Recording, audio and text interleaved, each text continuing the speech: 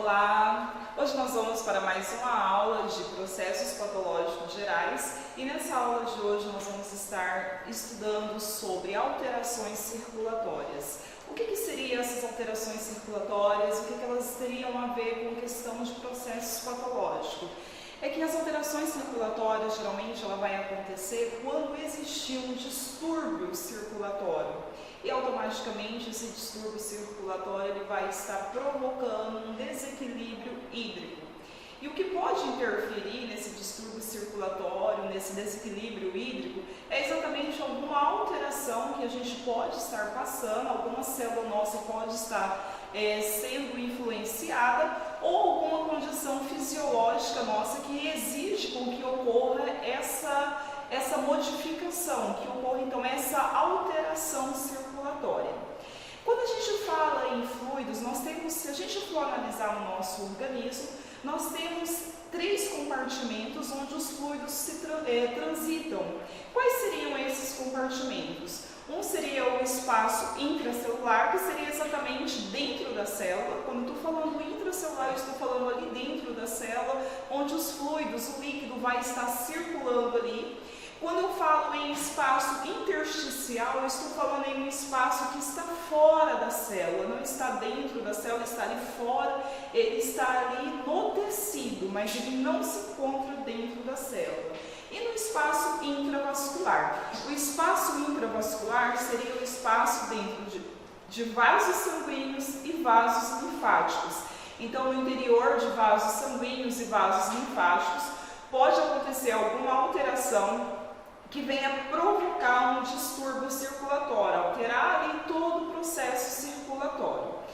Então nós temos ali três compartimentos onde esses fluidos transitam, lembrando, espaço intracelular, espaço intersticial e espaço intravascular.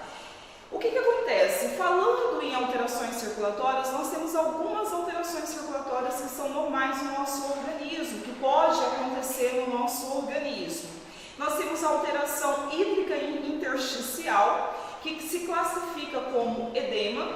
A gente tem as alterações do volume sanguíneo, que vai se classificar como um processo de hiperemia, um processo de hemorragia ou um processo de choque. E nós temos as alterações de obstrução intravascular, que seria alguma obstrução que está ocorrendo dentro de um vaso sanguíneo, que seria em casos de isquemia, em casos de embolia, em casos de trombose e também em casos de infarto. Essas são as alterações circulatórias que a gente vai estudar dentro do processo patológico. Mas hoje nós vamos focar apenas nas alterações circulatórias hídricas de espaço intersticial e uma alteração na questão do volume sanguíneo. Então nós vamos focar na alteração do volume sanguíneo que envolve a hiperemia.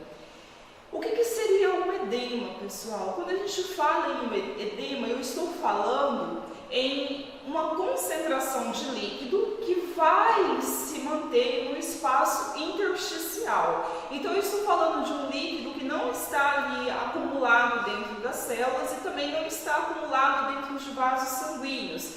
Esse líquido ele vai estar acumulado dentro ali fora da célula, ali no tecido, no espaço intersticial. Esse líquido pode ficar acumulado ali? De maneira alguma. Porque se esse líquido se manter acumulado ali, esse líquido vai provocar um edema, que seria exatamente um inchaço. O que acontece? Onde nós temos líquidos no nosso organismo? A gente tem líquidos que percorrem nos nossos vasos sanguíneos, porque o nosso sangue ele vai ser formado por células, por proteínas e por parte líquida, que seria o plasma, que é formado por água. Essa água, normalmente, ela circula dentro dos vasos sanguíneos e ali a região dos nossos capilares, os nossos capilares são vasos sanguíneos finíssimos, que eles têm um revestimento interno chamado de endotélio. O revestimento interno dos capilares sanguíneos é formado apenas por uma camada de tecido. E existe, o tecido ele vai ser formado por várias células que se ligam entre si. E entre uma célula e outra a gente vai ter um espaço endotelial que, conforme ocorre uma vasodilatação, esse espaço ele surge ali nos capilares sanguíneos e ocorre a saída de líquido e a saída também de proteínas, pode ocorrer a saída de proteínas. E quando a gente fala no edema, o que vai ocasionar um edema? O edema ele só vai surgir se ocorrer um desequilíbrio entre a pressão hidrostática e a pressão oncótica. São duas pressões que existem dentro dos nossos capilares sanguíneos. A pressão hidrostática seria a pressão que a água do plasma exerce sobre a parede do vaso sanguíneo.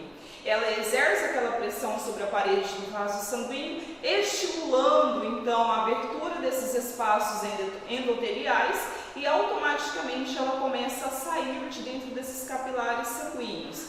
Quando ela sai de dentro dos capilares, para onde essa água vai? Ela vai para a região intersticial, que seria exatamente ali no espaço fora das células.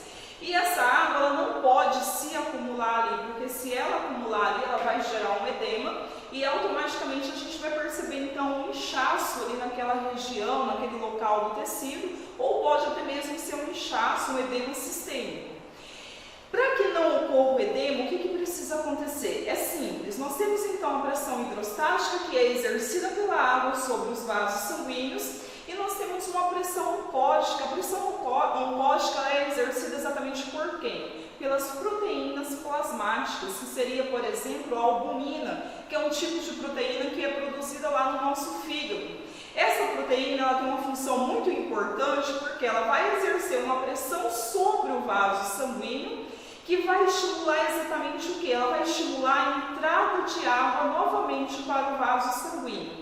Então, se existir um equilíbrio entre a pressão que estimula a saída da água, entre a pressão que estimula a entrada da água para o vaso sanguíneo, se existir um equilíbrio ali, a gente então vai ter a presença da água circulando nos vasos sanguíneos e chegando até as células. A gente não terá acúmulo de água no espaço intersticial, fora das células, provocando um edema ali.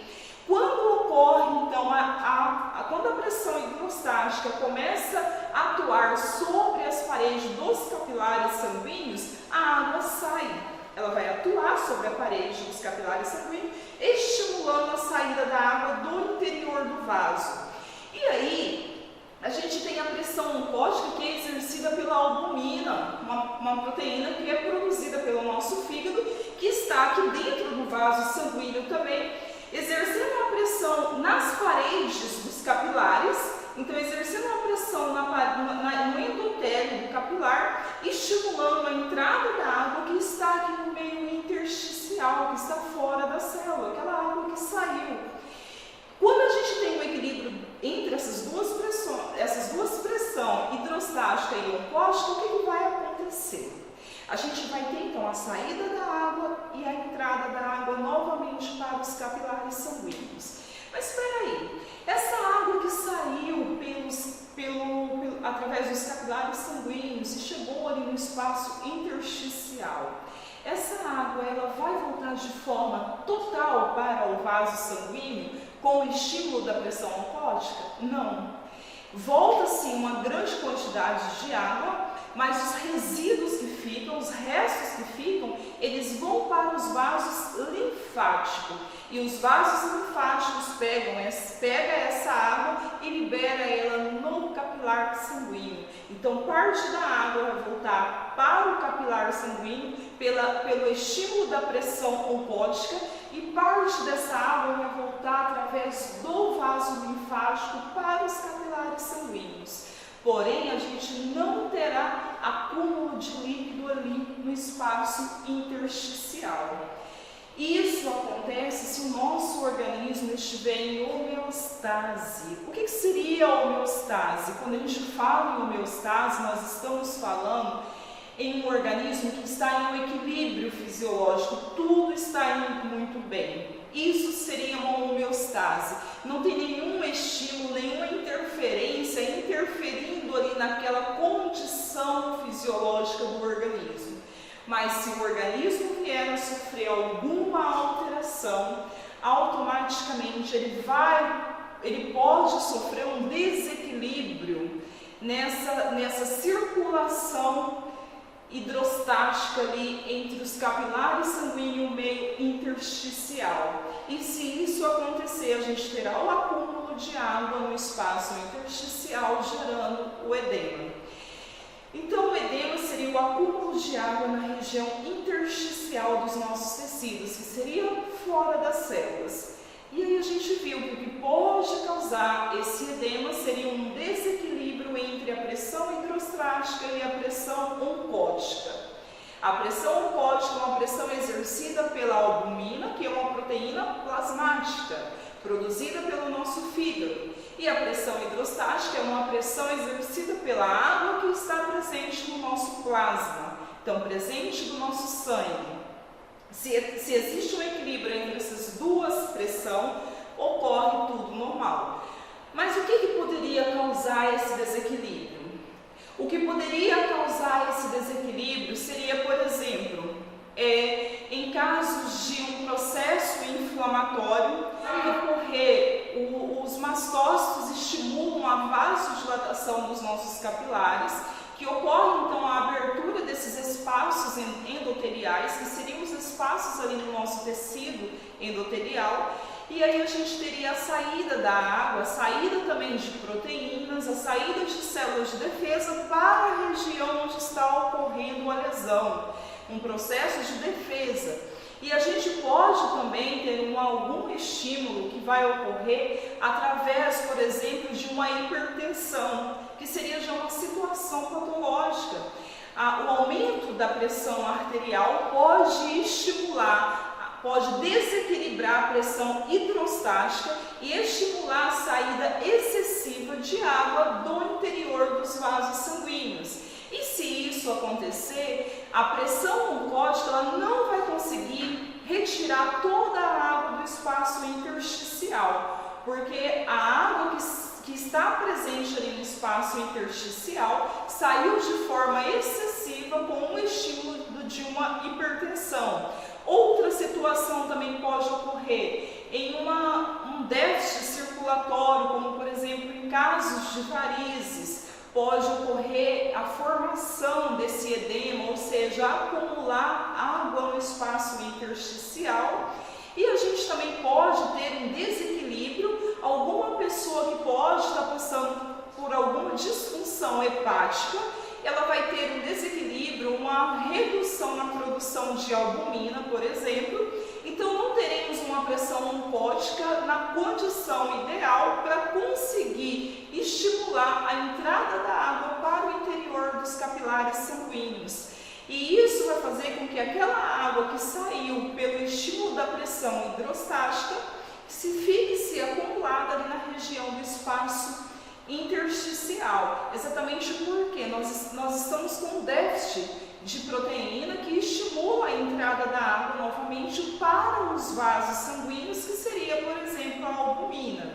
Outra situação que pode ocorrer, obstrução de vasos linfáticos, porque como eu falei para vocês, a gente tem a água ela volta novamente para os vasos sanguíneos pelo estímulo da pressão oncótica, mas resto dessa água fica ali no espaço intersticial, vai para os vasos linfáticos e dos vasos linfáticos que vai voltar para os vasos sanguíneos novamente. Se tiver uma obstrução em alguma região do corpo desses vasos linfáticos, a gente não terá a retirada desses resíduos, desse resto de água. Então vai se acumulando ali pouco a pouco o resto de água que saiu de dentro dos capilares pela pressão oncótica. Um exemplo bem típico que a gente tem, que pode acontecer essa obstrução de vasos linfáticos, seria no caso da elefantíase. A elefantíase é uma alteração, uma obstrução que acontece nos vasos linfáticos, que é estimulada pela ação de uma filariose. O que seria a filariose? A filariose ela é um euminto, é um parasita que ela se aloja nos vasos linfáticos e isso ela vai causar a obstrução desses vasos linfáticos, onde os mesmos não terão a condição de retirar esse resto de fluido que estão presentes no espaço intersticial e liberar ele na corrente sanguínea novamente. Esse seria um caso de obstrução de vasos linfáticos. Então, seriam esses desequilíbrios que podem interferir numa condição para que não ocorra o edema.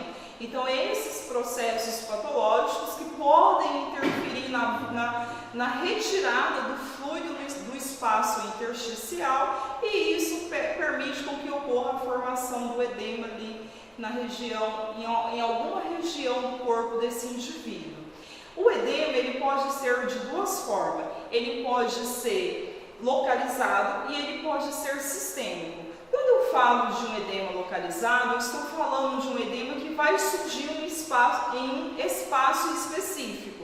Um exemplo bem típico que a gente tem seria o caso de um processo inflamatório. Eu tenho uma lesão nesse local, a saída de fluido de dentro dos vasos sanguíneos, mais a questão de células de defesa e proteínas, vai ocorrer nessa região da lesão, porque é essa região aqui que precisa ser recuperada, é ela que precisa ser reparada.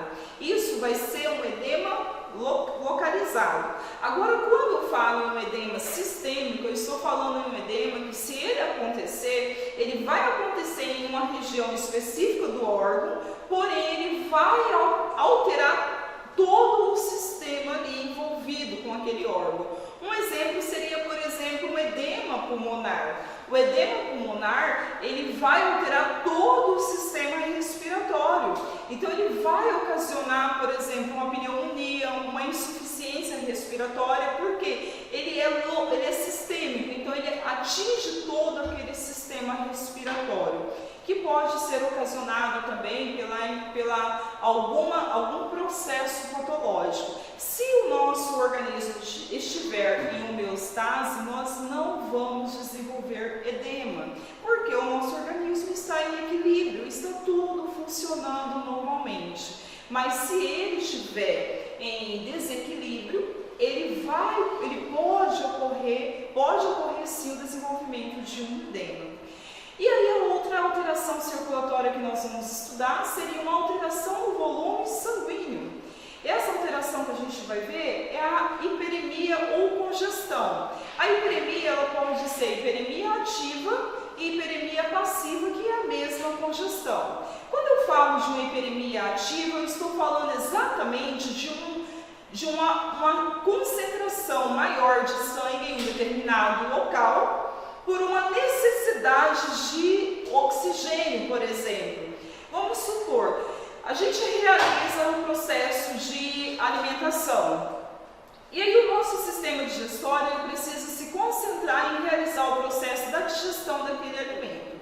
Automaticamente, as nossas células do sistema digestório ela requer uma quantidade maior de oxigênio nesse período que ela está realizando a digestão. Então, ela está necessitando de um aporte sanguíneo, ela está necessitando de mais sangue naquele local. E isso vai fazer com que ocorra o acúmulo ali de oxigênio, o acúmulo de sangue, que vai auxiliar no processo da digestão, que é fundamental. Então, se tem essa necessidade de aumentar o volume sanguíneo em um determinado órgão, em um determinado sistema, a gente tem um caso de hiperemia. E hiperemia ativa, porque eu estou falando na concentração de sangue arterial, sangue oxigenado. Uma outra situação, por exemplo, quando a gente está em atividade, os nossos músculos esqueléticos estão em atividade excessiva, para conseguir manter aquela atividade, ele vai precisar de uma quantidade maior de oxigênio. E isso vai estimular um aporte sanguíneo para os músculos esqueléticos que estão nessa atividade excessiva. O que vai acontecer? A gente terá uma maior concentração de sangue nesse local, porque esses músculos estão necessitando de oxigênio para conseguirem realizar essa atividade. Geralmente, quando a gente tem um caso de hiperemia, que eu tenho um aporte sanguíneo naquele local, uma situação que acompanha a hiperemia ativa é a vermelhidão. Então, isso indica que eu tenho uma maior concentração de sangue oxigenado ali naquela região. Já a hiperemia passiva, que seria um exemplo de congestão, é como se eu tivesse um congestionamento. Eu tenho uma grande concentração de sangue ali no tecido, porque é um sangue venoso, é um sangue que precisa voltar para os vasos sanguíneos novamente para que ele possa voltar para a circulação pulmonar e ser oxigenado, mas ele não consegue sair da forma como ele deveria daquele tecido. Por quê? Porque algum vaso sanguíneo pode estar obstruído. Então, aquela quantidade de sangue se congestiona naquele local ali e não consegue sair de forma eficiente. Isso pode provocar uma coloração meio que azulada, meio que roxa, porque está faltando sangue oxigenado naquela região. A hiperemia ela se divide dessas duas formas. Então a gente tem a hiperemia ativa, que geralmente é estimulada por um processo fisiológico que a gente tem necessidade, e a gente tem a hiperemia passiva, que seria a congestão, ou seja, uma concentração de sangue venoso que está sendo ocasionada por uma obstrução dos vasos sanguíneos. Essas seriam as alterações circulatórias que nós veríamos nessa aula. E na próxima aula a gente terá continuidade desse conteúdo de alterações circulatórias, onde a gente vai estar estudando a parte de hemorragia, choque, e aí a gente vai entrar também nas alterações de obstrução intravascular, que vai envolver o quadro de isquemia, embolia, trombose e infarto. Nós vamos estudar de forma bem específica esses outros conteúdos na nossa próxima aula.